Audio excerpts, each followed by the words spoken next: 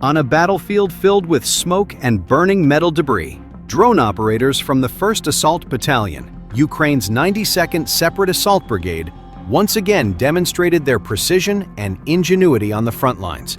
From a height, their drones' electronic eyes locked on a single target, a Russian soldier separated from his unit, running among the remains of a destroyed vehicle. Aware that death loomed, the soldier tried to survive in the most desperate way possible. He circled around the charred remains of an armored vehicle, hoping the debris would provide cover from the small death machines that were constantly following him.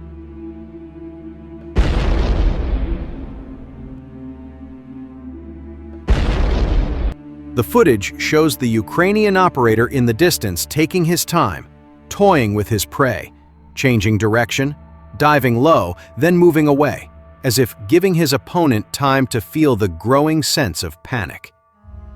Seconds later, the drone dived again. A small explosion shook the ground, dust flew, and the invader's body fell helplessly amidst the metal debris. Now, in the direction of the smoldering Pokrovsk, where every step the invader took could mean life or death, the drone operators of the 1st Assault Battalion of the 92nd Separate Assault Brigade once again demonstrated their skill in the deadly art of the skies.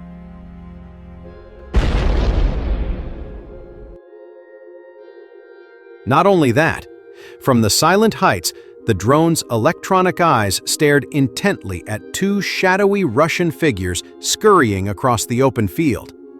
They were attempting to cross the wide-open asphalt road. After a soldier reached the edge of the road, he was startled, attempting to flee. Within seconds, the drone unleashed its attack, the first blast hitting its target with deadly precision. One invader collapsed in the middle of the road. Panic gripped the remaining comrade. He ran for cover behind the charred remains of a car, hoping to escape the unseen hunter's eyes. However, that hope was short-lived. The drone dived again, hunting its prey mercilessly. A second blast tearing through the silence of the terrain, and the second target vanished.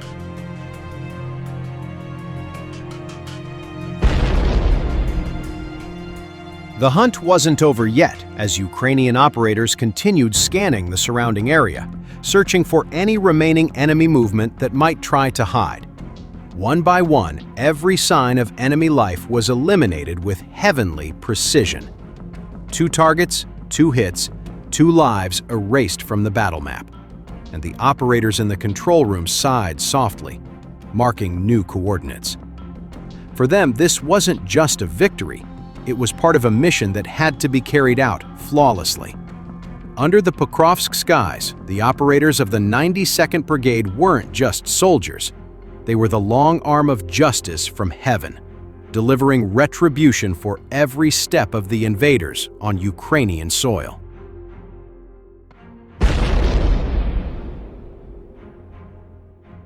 Today, Russia launched a coordinated mechanized assault from 2 directions toward Orikhiv in Zaporizhia Oblast, attempting to breach Ukrainian defenses. Ukrainian drone operators detected the Russian column 6 kilometers behind the front line and systematically destroyed multiple armored vehicles before they could reach defensive positions. Here, Russia is intensifying its offensive with a series of mechanized assaults aimed at pushing north toward Orikhiv. The Russian forces attempted a new tactic to breach Ukrainian lines, but the defenders were already on high alert and prepared to respond.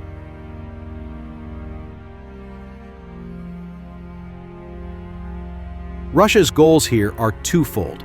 Firstly, they want to pin down the defenders and disrupt their attention, while another Russian group is assaulting from the east, trying to get behind the Zaporizhia defense lines towards the region of Dnipropetrovsk.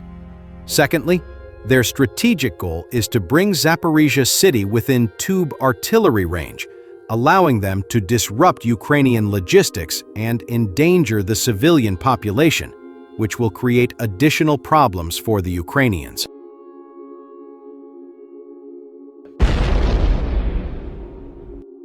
To open the gates towards the regional capital, Russia needs to take control of Orikhiv, marking its operational goal. There are a lot more defensive structures west and south of Orikhiv, so if the Russians capture Mala Tokmachka, this would allow them to bypass some of the defenses, as there are fewer fortifications from this direction. The Russian command has ordered a frontal attack on Mala Tokmachka recently with elite VDV troops, who were annihilated by Ukrainian drone units.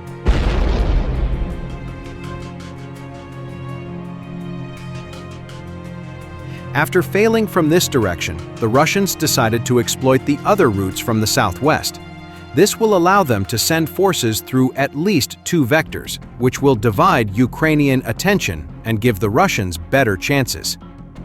Extensive open fields enable attackers to maneuver off-road, but this creates other risks, as the area is heavily mined by both sides, so the Russians need to use vehicles equipped with mine plows.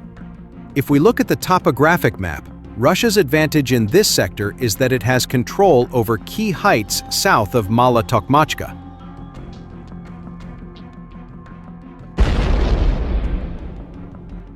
At the same time, the village's lower ground location gives Russian attackers a tactical advantage by improving their field of view and fire control, providing observation points, and enabling control over likely approaches.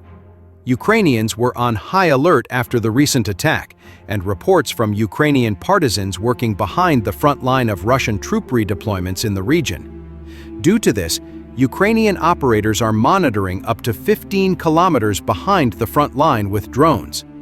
This allows the defenders to detect enemy movement in time and start engaging them in the kill zone, denying them the chance to get close to the actual positions around the settlement.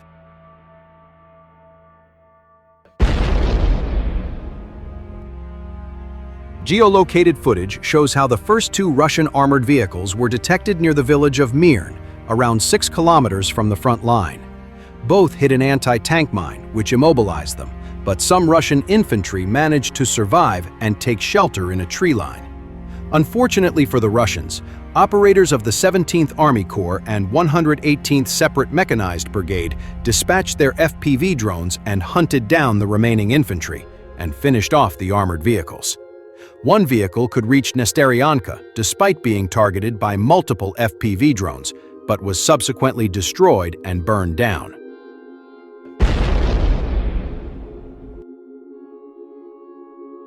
Meanwhile, 4 Russian armored vehicles attempted to assault through the open fields near Robotyny behind a mine-plowing vehicle to avoid detonating the mines. Despite their drone protection through additional cages and an electronic warfare system disrupting the signal of Ukrainian FPV drones, they were also hit and destroyed after being immobilized. The Russian soldiers who survived the initial engagement dismounted but were quickly hunted down. The Ukrainians were able to eliminate the Russian vehicles before they were able to reach the positions and create a direct threat to the defenders.